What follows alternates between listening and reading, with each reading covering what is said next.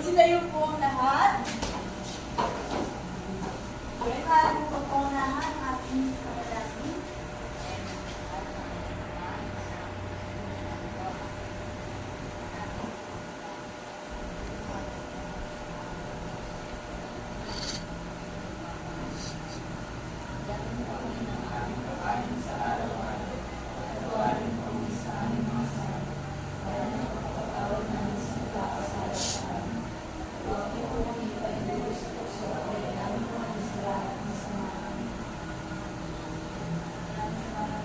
Magandang umaga, St. Vincent. Magandang umaga rin po, Binibining Castle. Ulit, magandang umaga po, St. Vincent. Magandang umaga rin po, Binibining Castle. Bago kayo magsimpo, maaari po bang pakiayos ang inyong mga silya at pulutin ang mga kalat sa inyong lalo ng silya.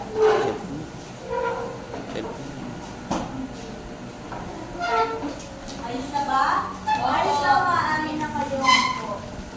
Ngayong araw, magsisimula tayo ng panibagong talakayan, no? So, nandito ba ang ating sekretarya? Ayan, ayan. Bigit kahari po ba ang pamilista ang mga liban ngayong araw at ibigay sa ating pagkatapos ng klase? Ngayon, handa na ba kayo sa panibagong talakayan? Handa na ba kayo sa bagong aralin? Ayan. Ngayon, bago tayo magsimula sa ating pinaka-aralin, meron lamang akong making aktibidad. Ngayon, natatawag natin ito, hot seat.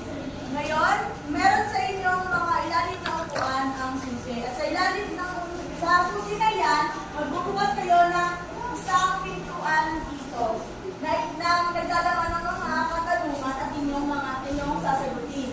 Magsitayo po lahat ng nakuha ng susi. Ayan.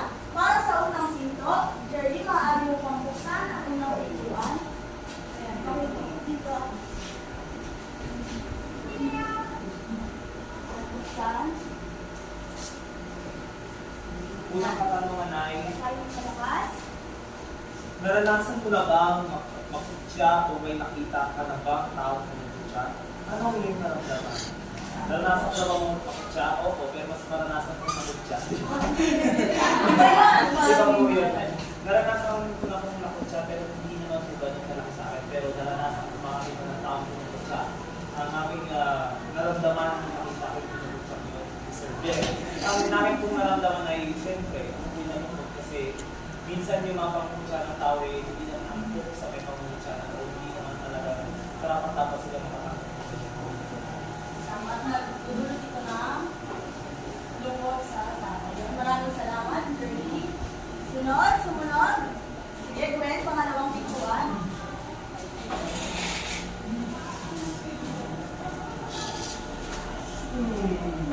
Pakibasa ng malakas. Dalawang katanungan ay, ano ang iyong sukatan o batayan kung ang iyong masabi na ang isang tao ay katanggap-tanggap sa lipunan o pamilya? Siguro wala namang pamantayan ang makikatanggap sa isang tao. Kasi bilang isang tao, wala kang tuwing sa sarili mo yung tao na sukat. Okay, very good. Tama. Husay. At sa panghuling pintuan, Jerry.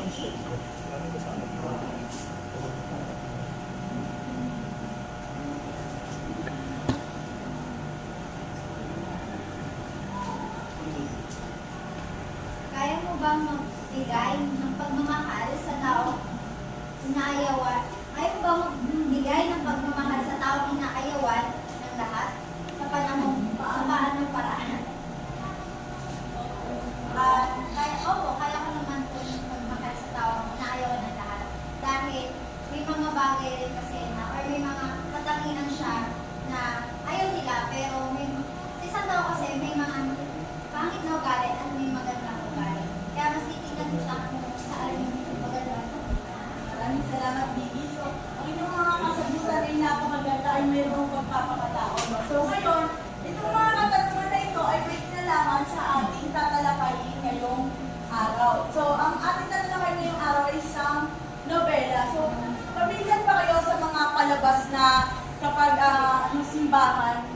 kumakalembang. Sa tingin ko, sino kaya ang nagpapatunog ng kampana? Sa mga horror movie, sa mga komedya, sa mga palabas na ating nakikita, sino kaya yung, ayun, Paula, Kuba. sino ito mag-iba? Ano po? Nalala ko po nagpapatulog ng kabuhan. Okay, sino? Kampanera po po. Okay, Campanera, Cuba, no? So, very good. May kinalaman yun sa ating talakayan ngayong araw. Ngayon, kung ang nasabi ni Paula ay merong Cuba at meron dito tayong katedral, ano kaya sa tingin nyo, ay ang simbahan, ano kaya sa tingin ninyo ang ating tatalakayan ngayong araw? Patungkol saan? Cuba at simbahan. May Cuba at may katedral. Sige, Jervison. Kaya hindi kami pinapamalas ng gawa larawan ang katedral na matatagpuan sa Paris, sa Francia. Francia. Ang ating tatalakayan ay ang tuba ng Notre Dame. Okay, mahusay. Bigyan natin ng palakpak si Jerry. Ito ay mamaya ko na i-review kung ano ang pangalan nito. Pero sa ngayon, gagawin na lang muna natin. 1, 2, 3, 1, 2, 3. Ang galing-galing mo, Mag tayo. Mamaya kailangan nyo kung kanino siya ang palakpak. Okay? Then, 1, 2, 3, 1, 2, 3. Ang galing-galing. Okay. Mahusay. Maraming salamat. Ngayon, ang tatalakay natin ay patungkol sa ang Cuba ng Notre Dame. Ngayon, ito muna ang ating mga layunin sa talakayang ito. Okay, basa po. Sige, Sairi.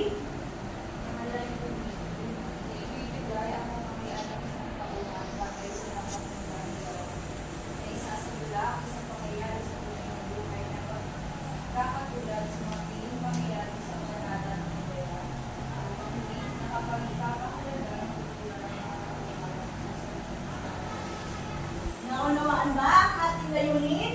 Okay, mahusay. Ngayon, para yung maunawaan muna kung bago nyo maunawaan ano ba ang Cuba ng Notre Dame, tingnan muna natin kung sino ba ang may akda ng nobela ito. So, ang may akda ng nobela ito ay si Victor Hugo. So, kung ibasa, sino si Victor Hugo? Sige, Alex.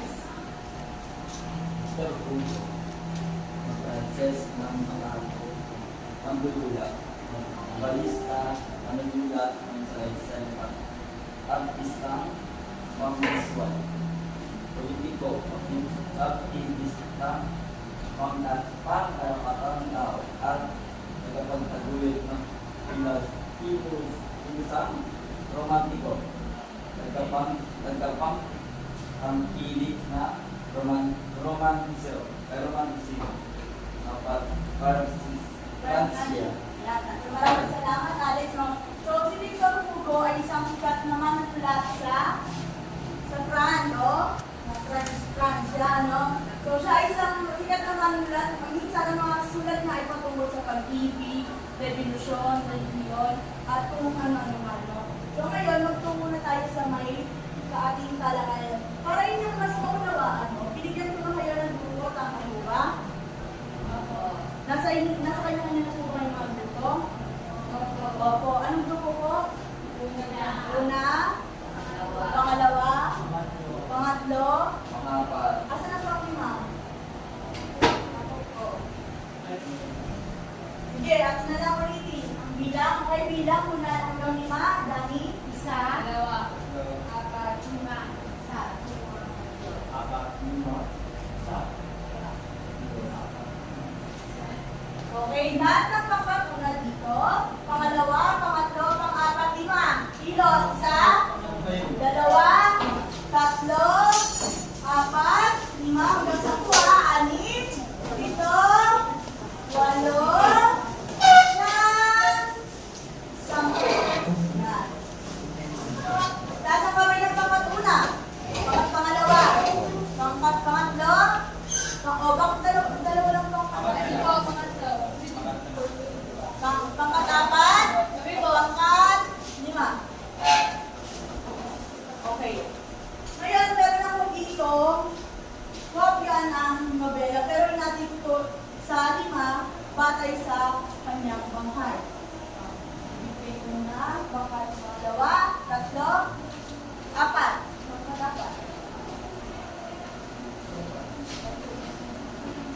Pangkat 5.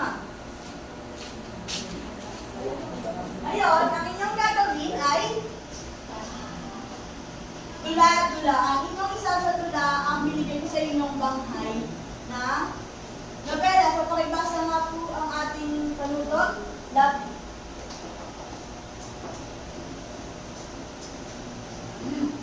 Bawat pangkat ay may nakatakdang bahagi ng plot na nobela na kanilang babasahin at susulitin upang masalisay nila ang bahagi ng nobela sa pamamagitan ng dula-dulaan.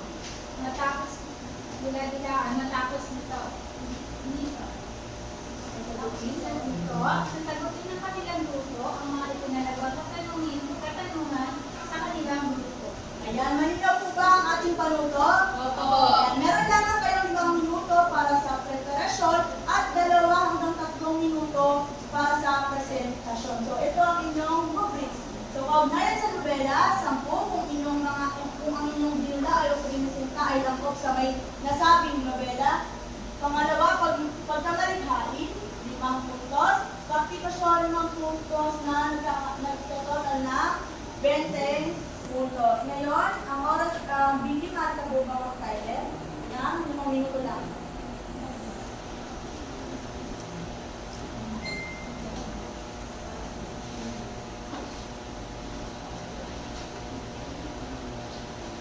Ngayon, ang inyong oras ay simula na. Pag tumunog ito, ang oras ng inyong preparasyon ay tapos na. Kapag may katanungan, maaaring lumapit sa akin at magtanong. Ako'y basang maigi. Bawat grupo, maganda sa paapat na papel at isulat ang inyong miyembro. At anong grupo kayo?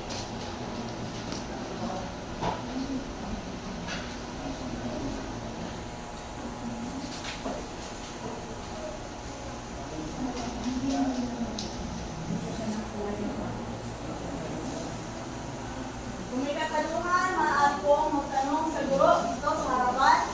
May basang maigi. Pumili ng isang miyembro na magpapaliwanag o magsasalarawan ng ginawa ninyong pagsasadula. Patungkol sa aming banghay na inyong sinadula. Okay?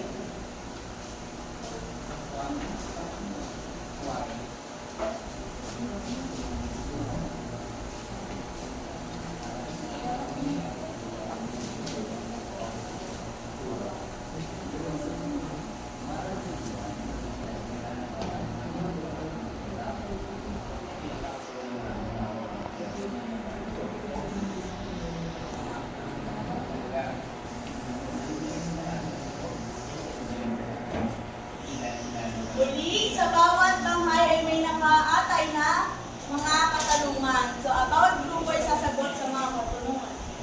Yan. Okay, namunin magbibigay sa akin sa apat na papel ay siya mauna. Pangalawang grupo pa lang dito.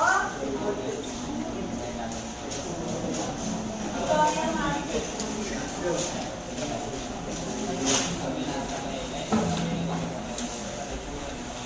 Meron na lang kayo 3 minuto. 3 minuto.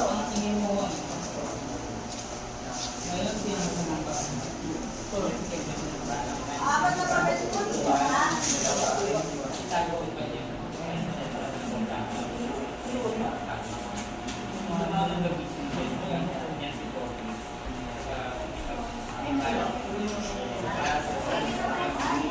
Pangkat, apat. Asan ang pangkat una, pangatlo, ang pangkat?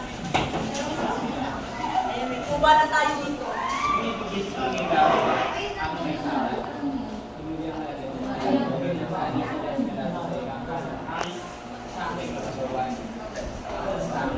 Okay, pangkat. Salamat.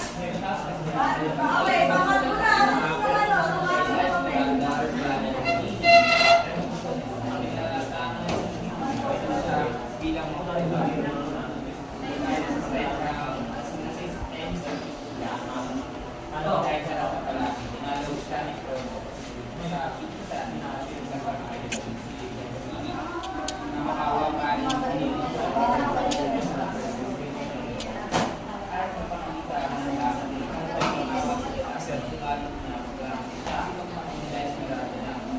Si Cloud Pro. Si dapat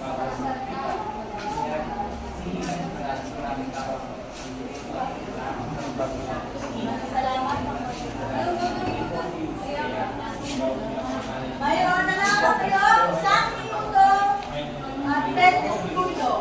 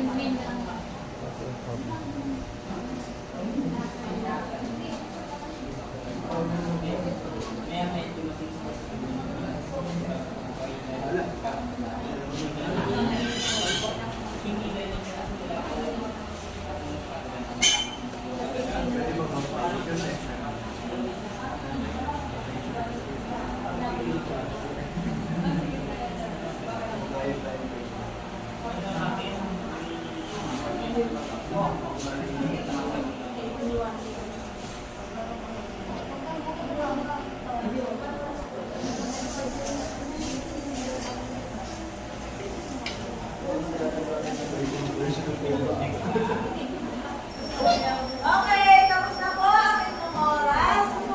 Tapos man o hindi, magsibalik na po sa kanya-kanyang grupo. Tayo po ay magsisimula na sa inyong presentasyon. May plano na. Ang mag-una, may po ang mauna. Matahimikan po. Matahimikan. Isa, dalawa, tatlo, apat, lima. Meron po ba? Opo. Magandang umaga sa inyong lahat. Kami ang unang pangkat kung saan amin ipapakita sa aming naging sasadulat ang panimulang pangyayari. Minuto. Wala. Sa isang malawak na espasyo ng Manila, nagkikita-kita ang mga mamamayan upang magsaya para sa pagdiriwang ng mga kapangalan na isinasagawa sa loob ng isang araw-taon. Pero hanggang taong 1480, nang itanggahan si Quasimodo ang kuba ng Notre Dame bilang papa ng kapangalan. Ito si Quasimodo, ang hari ng kahangalan. Papa ng kahangalan. Sorry, Papa. Dahil sa taglay niyang kapangitan. Nang araw na iyon, siya ang sinilala sa trono at itinaraga palibot sa Paris.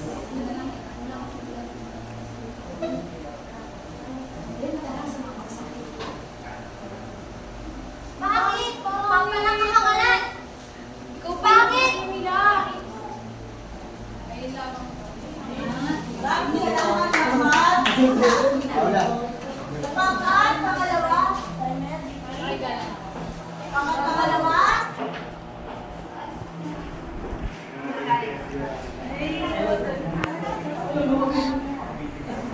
Ayan. So, kami ang pangalawa at papaibigin na lang namin ang story at ang dula-dulaan. So, bale, habang si Quasimodo ay tahimik na lalakad siya ay kinutsa ng mga tao. Pangit po ba? Ngayon, dumating ang pari na si Cloud Frollo para patigilin ang kaganapan. Pangit po ba? Tigil mo yan. Ikaw, bumalik ka na sa iyong ginagawa. Una sila Pagkapos patigilin ni Cloud Frollo at ipabalik si Quasimodo sa kanyang ginagawa ay lumipas ang ilang araw nang biglang nakita ni Cloud Frollo ang magandang si Esmeralda. Ngayon, tinangka na itong dakitin dahil sa kanyang pagnanasa, kaya naman tumakbo ang dalaga. Ngayon, nagpatulong si Cloud Frollo kay Quasimodo para kunin o dakitin si Esmeralda. Tulungan mo ako. Hindi ka mo magandang babae mo. Yun, si Esmeralda. natin siya. Lagyan natin siya. Ngayon habang papunta ang dalawa or pagdating sa Esmeralda ay may police ba? Or batas na nagpatigil sa kanila. Hoy, ano yan? Ano yan? Barap nyo. At habang nangyari ito ay iniwan ni Cloud Frollo si Quasimodo para siya ang magbintangan. Hoy, ano yan? Ha? Ano ba nga? Inaano mo? Halika dito, dadakupin kita. Halika, dadakupin kita. At nakalaya ang dalaga kay Quasimodo.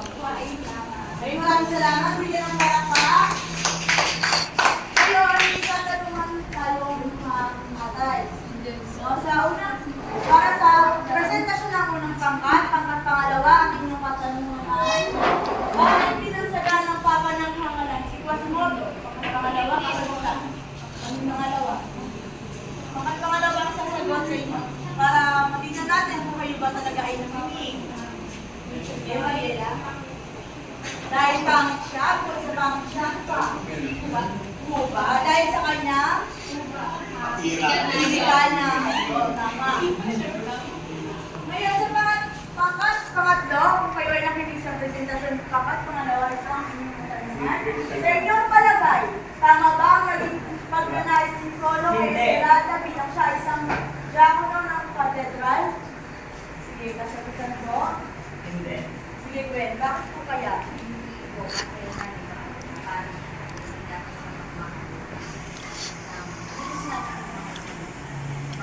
Hindi dapat nakakati. At saka ang kanyang pagmamahal ay hindi kasamang Pagminasa. na hindi maganda. Okay, mga usay, pagpatatlo. Sunod sa presentasyon, pagpatatlo. Mari na po siya dito. Okay ba? Ang inyong Magandang umaga sa inyong lahat. Narito pangkatatlo upang ibahagi ang aming paglalarawan ng badala sa pangatlong bangkay. So habang nasa labas sila ng simbahan, nakita sumasayaw ni pangalan nila ni Phoebus, sila Esmeralda. Kasi ganun sila Esmeralda. Yan, sayo ka.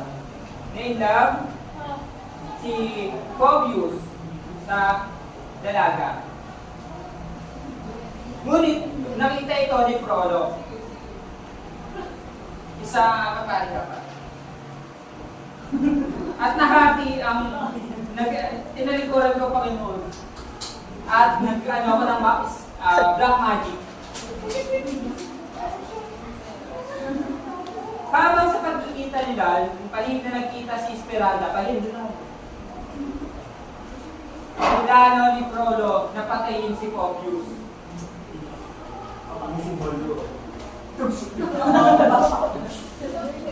At paglingon niya, hindi niya makita kung sinong may gawan. Biglang dumating ang mga kawal. Kevin! Dinakit niya si Esmeralda. Nilagay, wala pa yun. Nilagay siya sa tapat ng Notre Dame at sinabihan siya na mangkukulam. Mangkukulam! Ngunit, si Quasimodo, dumating si Quasimodo, tali mula sa taas ng Notre Dame at kinuha niya si La Esmeralda. Lamang po nga.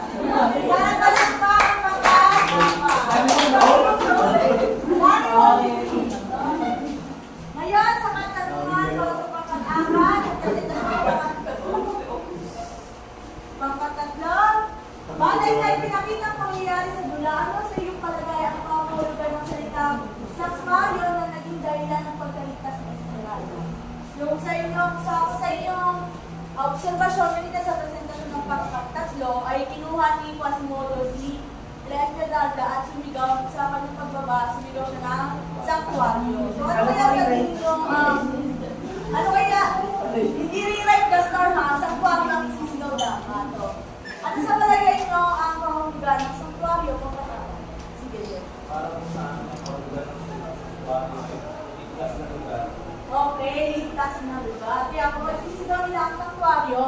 ibig sabihin ay sila ay ligtas. Okay? Mahusay. Kaya kapag sinumpang nila yun, hindi sila pwedeng galawin na kung sino man, mga pulis, mga kawal, o kahit pa mga pari. Okay? Sa pang-apat na pangkat, handa na ba kayo? Opo.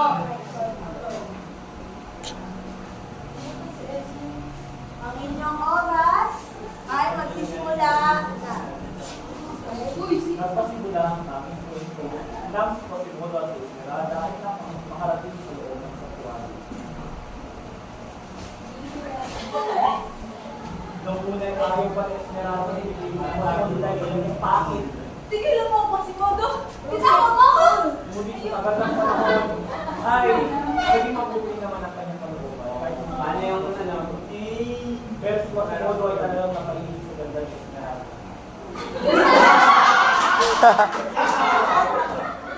Kaya ni Quasimodo na may sumusunod sa kanila, iniwan niya si Esmeralda at tumulong sa baba ng tore upang patayin sa iyong mga tao. Malaglag mo.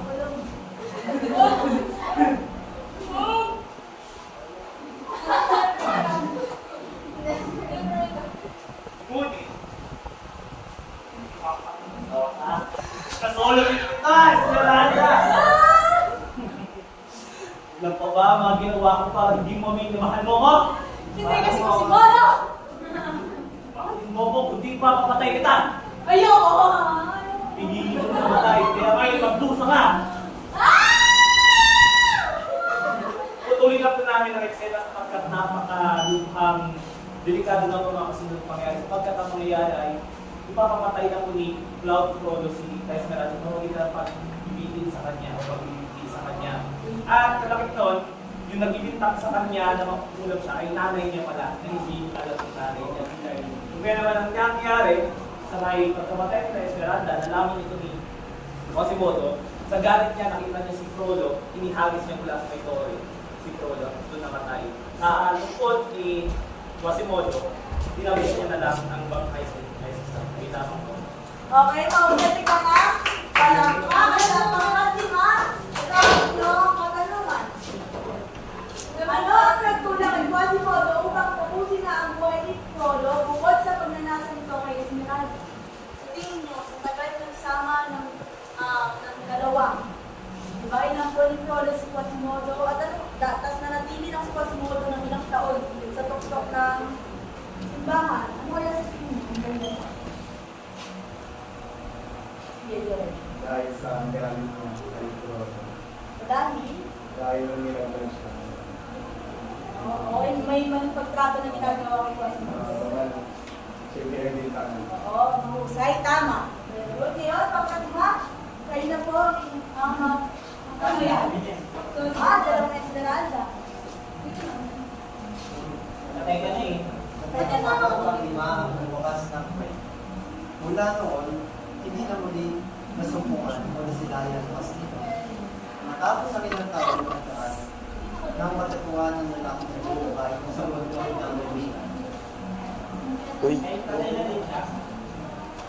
Sa libingan ni Displays Brother, nasumpungan niya ang hindi kapantalunan sa katawanan na kayakap magkalansay ng kubat sa kalawan ng lalaki.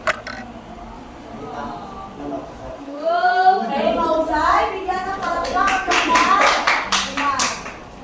So, para sa inyong katanungan, pagkatuna, kung makinig kayo sa pangkatima, sa inyong palagay, bakit nila, yan. O, ito na lang para sa inyo. Sa inyong palagay, bakit nila, hindi pa sumot ng,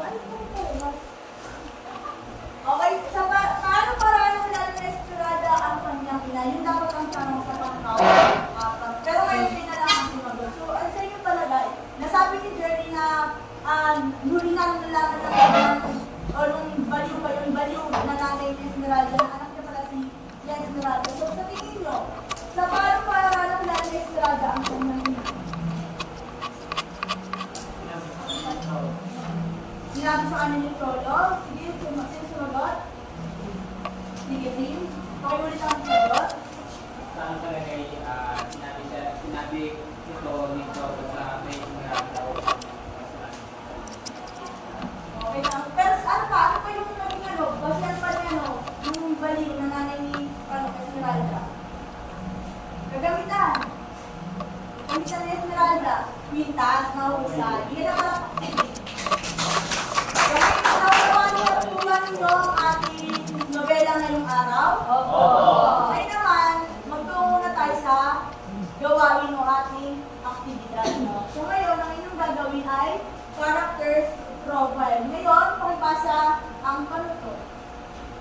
Sige. Garni. Ano po? Parehong grupo, ibigay ang mga sumusunod na nagpapakita o nagpapakilala sa nasabing karakter. Dalawang punto sa kalibigan. Pangkatuna, Quasimodo, pangkatangalawa na Esmeralda, pangkatatlo, Tapos pang-apat, Venus. Ngayon, Venus to. Matakpan niya ako na. So, ngayon, yung pangkat-lima, since dalawa lang naman kayo, lipat kayo sa pangkat. Saan gusto nyo pangkat mapunta? Una. Dito, sa pangkat-tatlo ikaw, Mark. O, pangkat-pangalawa, si Garel, sa pangkat-tatlo, at si Mark, sa pangkat-pangalawa.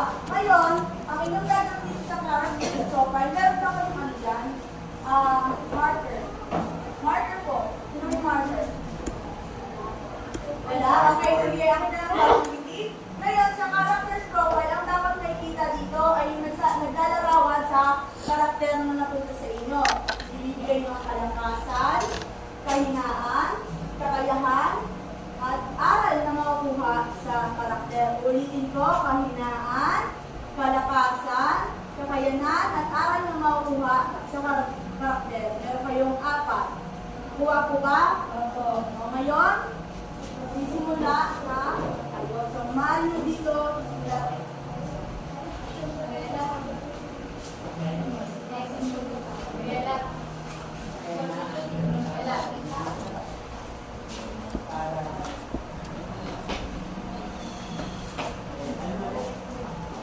Ilalagay nyo ang kahinaan, ang kalakasan, kakayahan, at aral na makukuha sa karakter. Meron lang kayong 5 minuto.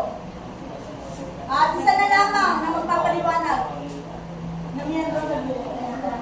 Kahinaan, kalakasan, kakayanan, at aral na nakukuha sa karakter.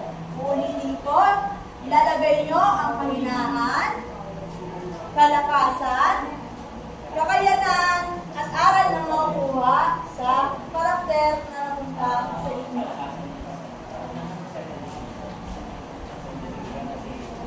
Kapag natukoy nyo ang character's profile o ang mga katangian ng karakter, ibibigay ko sa inyo dito. Mga larawan ng karakter. So, kapag binigay ko sa inyo, ibig sabihin, lahat ng inyong kasagutan ay tama. At ito ay nagpupuntos ng 10 puntos.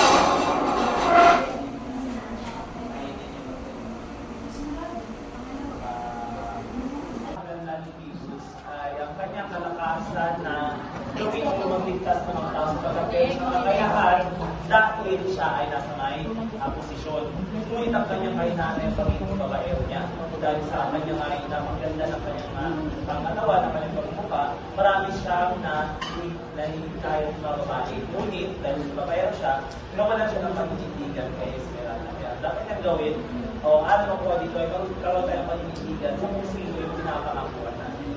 Okay, mahusay, pangkat, na nakuha ng pagpupunto, kaya ako ilagay dito sa baba nila ay Esmeralda.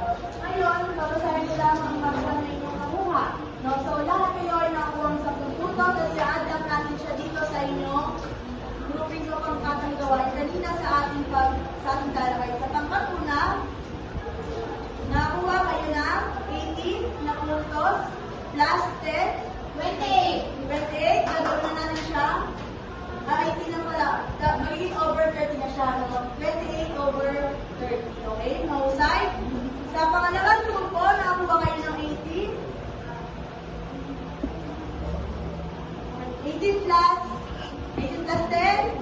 28. Ganun din. Kasi sa pangkat-3. At sa panghuli, pangkat-4, kasama ng pangkat-5, pares yung may 30 puntos. Bigyan ng palakpak La Esmeralda Club.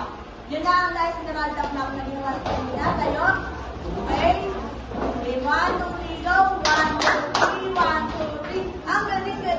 Okay, mahusay. So, pagpapatuloy natin ito.